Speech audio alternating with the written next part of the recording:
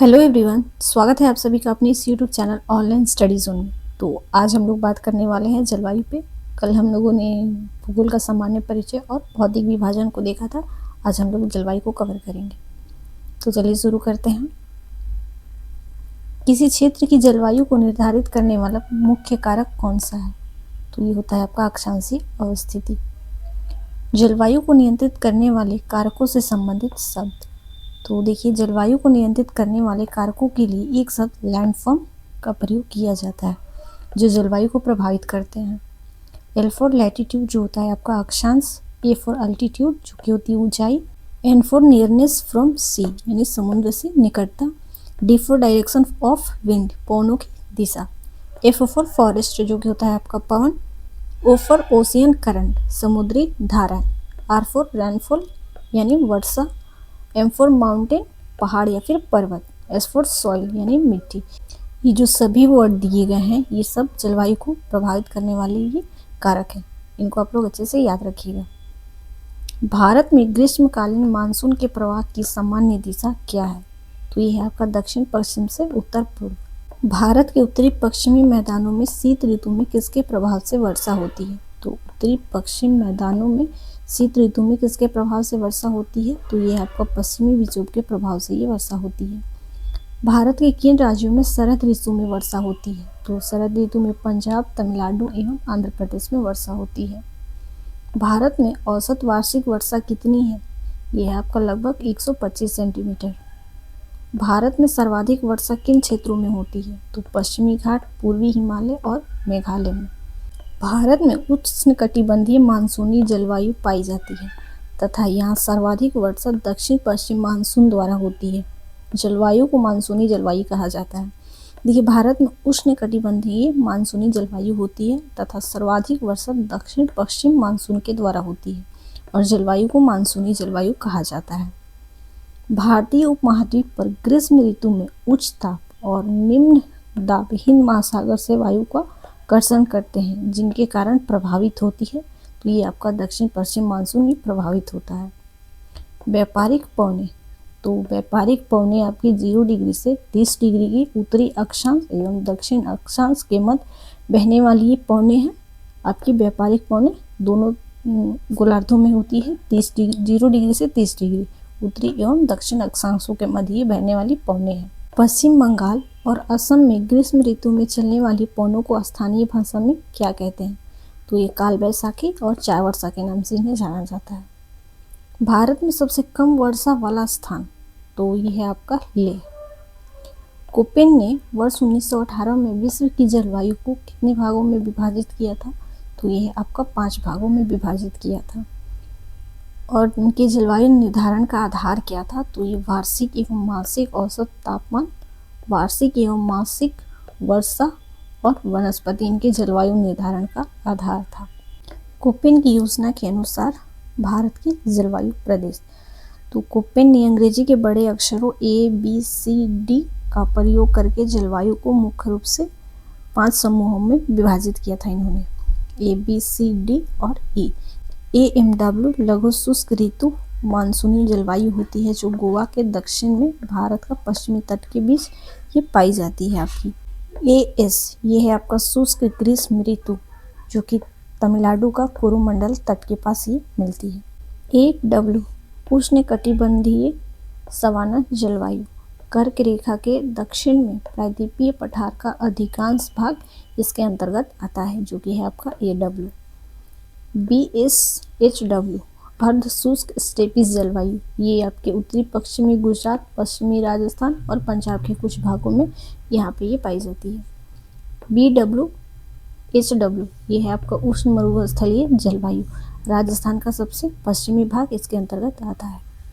CWG ये है आपका शुष्क शीत ऋतु, CWG ये है आपका शुष्क शीत ऋतु, गंगा का मैदान, पूर्वी राजस्थान, उत्तरी मध्य प्रदेश, उत्तर पूर्वी भारत का अधिकतर आपका प्रदेश इसके अंतर्गत आता है CWG के।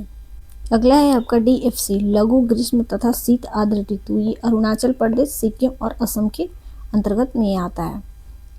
अगला है फिर आपका E ध्रुवीय तुल्य जलवायु, जम्मू कश्मीर, लद्दाख, हिमाचल प्रदेश और उत्तराखंड इसके अंतर्गत ये आते हैं। ईटी, ये आपके टुंड्रा तुल्य जलवायु, उत्तराखंड के पर्वतीय क्षेत्र या फिर जम्मू कश्मीर, लद्दाख या हिमाचल, इसके अंतर्गत में ही आते हैं ईटी। देखिए, आपको अगर कोपेन के जलवायु वर्गीकरण को अच्छे से समझना है तो चैनल पे ही कोपेन के जलवायु वर्गीकरण को नोट्स के द्वारा समझाया गया है, आप उसको देख लीजिएगा। कॉफी वर्षा एवं चेरी ब्लॉसम का संबंध ग्रीष्म ऋतु के समाप्त होने के बाद होने वाली मानसून की पूर्व बौछार से है। ये आपका कर्नाटक में होता है, कॉफी वर्षा और चेरी ब्लॉसम। आम्र वर्षा किस राज्य से संबंधित है? तो केरल एवं तटीय कर्नाटक से ही संबंधित है आम्र वर्षा। भारत में दक्षिण पश्चिम मानसून का समय सामान्यतः कब से कब तक है? ये है आपका जून से सितंबर तक। भारत में मानसून का आगमन सबसे पहले किस राज्य में होता है? तो ये केरल में होता है। भारत में नार्वेस्टर की उत्पत्ति कहाँ होती है? तो छोटा नागपुर पठार पर नार्वेस्टर की उत्पत्ति होती है। तमिलनाडु में मानसून के सामान्य महीने कौन से हैं? तो ये आपका नवंबर दिसंबर है। भारतीय मानसून को प्रभावित करने वाले कारक घटक कौन से हैं? ये है आपका तिब्बत का पठार, जेट स्ट्रीम, एल नीनो एवं ला नीना। उत्तरी पूर्वी मानसून से सबसे अधिक वर्षा प्राप्त करने वाला राज्य, तो ये है आपका तमिलनाडु, जो कि कोरोमंडल तट के पास में है।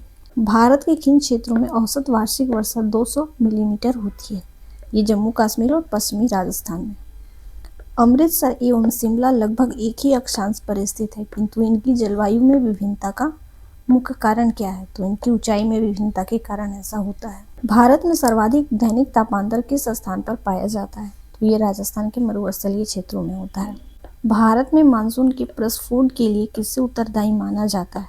पूर्वी जेट प्रवाह। देखिए, जो जेट प्रवाह है ये क्या है? तो क्षोभ मंडल की ऊपरी सीमा में लगभग 12 किलोमीटर की ऊंचाई पर ये पश्चिम से पूर्व की बहने वाली ये तेज हवाएं हैं, जिन्हें जेट स्ट्रीम कहा जाता है। अगला टॉपिक है आप लोग का मृदा।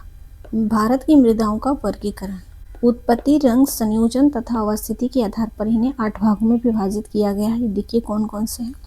जलोढ़ मृदा, काली मृदा, लाल एवं पीली मृदा, लेटराइट मृदा, शुष्क मृदा, लवणीय मृदा और पीट मृदा। देखिए इनके बारे में और अच्छे से पढ़ते हैं। मृदा शब्द की उत्पत्ति लैटिन भाषा के सोलम से हुई है, जिसका शाब्दिक अर्थ होता है फर्श या फिर फ्लोर। भारत में सर्वाधिक क्षेत्र में कौन सी मृदा पाई जाती है? तो ये जलोढ़ या फिर कछारी मृदा पाई जाती है भारत के सर्वाधिक क्षेत्र पर। रेगुन मृदा किस नाम से जाना जाता है? रेगुन मृदा को और अन्य किस नाम से जाना जाता है? तो ये काली मृदा के नाम से। रेगुन मृदा का सर्वाधिक विस्तार किस राज्य में है? तो ये है आपका महाराष्ट्र में। मालवा पठार किस मृदा की अधिकता है? तो मालवा के पठार में काली मृदा की अधिकता है। काली मृदा को स्वतः जुताई वाली मृदा भी कहा जाता है, जिसमें सिंचाई की कम आवश्यकता होती है। मृदा कपास की खेती की लिए सबसे उपयुक्त मानी जाती है। लेटराइट मृदा मुख्यतः किन राज्यों में पाई जाती है? तो केरल, कर्नाटक और महाराष्ट्र में लेटराइट मृदा पाई जाती है। लोहे की मात्रा अधिक होने के कारण कौन सी मृदा दिनों दिन अनुर्वरा यानी अनफर्टिलाइज होती जा रही है? ये आपका लेटराइट मृदा। मृदा की क्षारीयता को कम करने के लिए जिप्सम का प्रयोग किया जाता है। मृदा की क्षारीयता को कम करने के लिए जिप्सम का प्रयोग किया जाता है। लेटराइट मृदा भारत में मुख्यतः कहाँ पाई जाती है? तो मालाबार तटीय प्रदेश में लेटराइट मृदा पाई जाती है। सबसे कम जल धारण क्षमता किस प्रकार की मृदा में होती है? तो बलुई मिट्टी, इसमें जल धारण क्षमता सबसे कम होती है। पौधे को सबसे अधिक जल किस प्रकार की मृदा से प्राप्त होता है? तो ये चिकनी मृदा से प्राप्त होता है। मृदा की उर्वरता बढ़ाने के लिए कौन सी फसलें उगाई जाती हैं? तो इसे बढ़ाने के लिए, इनकी उर्वरता क्षमता को बढ़ाने के लिए दलहनी फसलें उगाई जाती हैं। चंबल घाटी का निर्माण किस भौगोलिक प्रक्रिया से हुआ है? अनावलिका अपरदन या फिर गिले इरोजन से। चाय बागानों के लिए कौन सी मृदा उपयुक्त है? तो ये है आपकी लेटराइट। चाय बागानों के लिए लेटराइट मृदा सबसे उपयुक्त मानी जाती है। दोमट मृदा में कौन सा कण पाए जाते हैं? तो दोमट मृदा में आपके गाद, मृतिका एवं मृत या फिर सिल्ट, क्ले या सैंड पाए जाते हैं।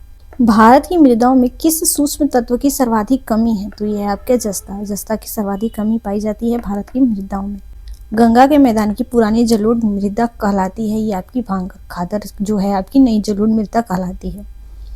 अम्लीय मृदा को कृषि योग्य बनाने हेतु किस खनिज का प्रयोग किया जाता है? तो ये आपका लाइम या फिर चूना का प्रयोग किया जाता है अम्लीय मृदा को कृषि योग्य बनाने के लिए।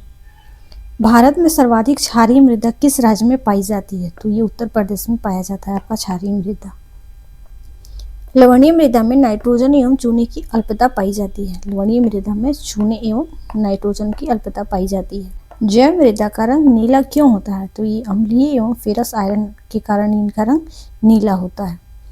पश्चिमी राजस्थान की मृदा में किस खनिज की अधिकता पाई जाती है? पश्चिमी राजस्थान में कैल्शियम की, जो पश्चिमी राजस्थान की मृदा उसमें कैल्शियम की अधिकता पाई जाती है।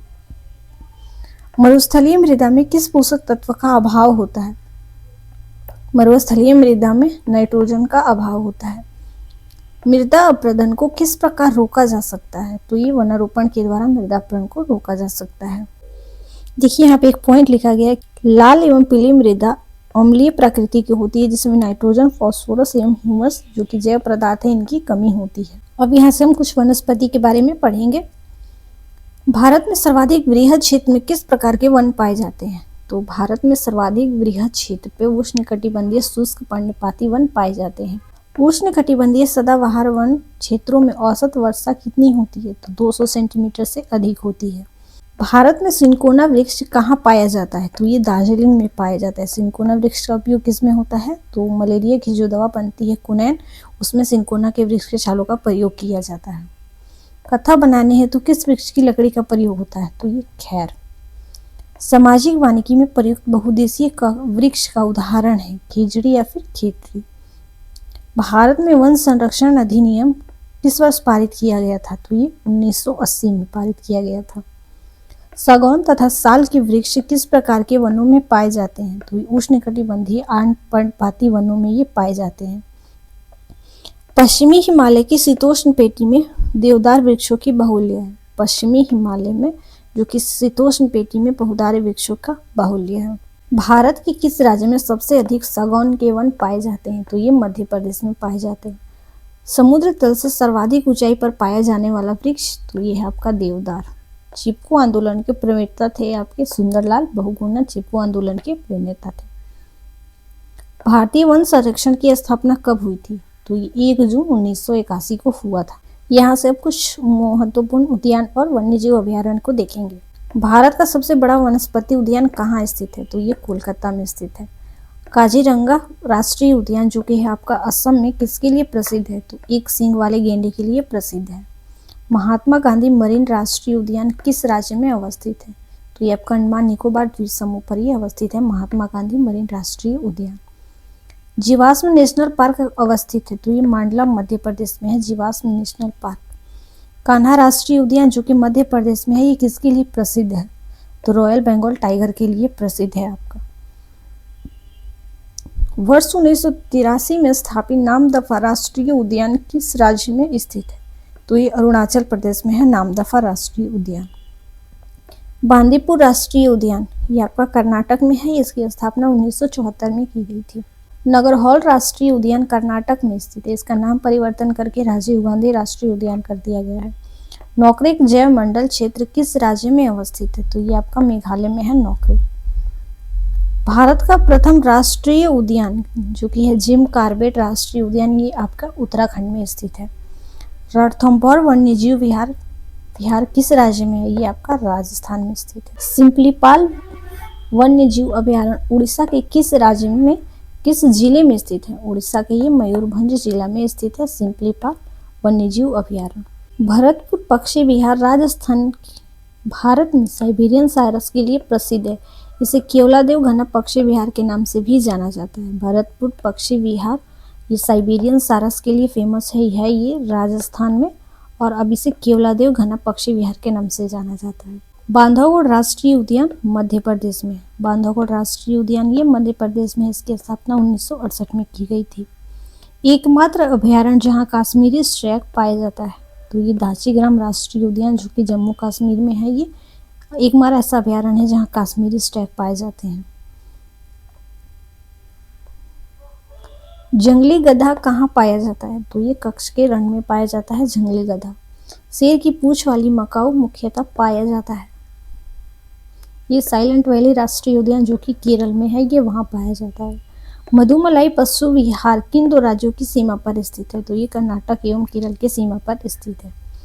केरल में स्थित पेरियार राष्ट्रीय उद्यान हाथी अभयारण्य और बाघ अभयारण्य के लिए भी जाना जाता है। मानस वन्यजीव विहार, ये आपके असम में है मानस। विश्व का एकमात्र तैरता हुआ राष्ट्रीय उद्यान कौन सा है? ये आपका तो केबुल लामजाओ, जो कि आपके मणिपुर में है, विश्व का एकमात्र तैरता हुआ राष्ट्रीय उद्यान। आज की वीडियो में बस इतना ही। कल हम लोग पढ़ेंगे महत्वपूर्ण पर्यावरणीय दिवस के बारे में। तो मिलते हैं आपसे अगली वीडियो में। Thanks for watching.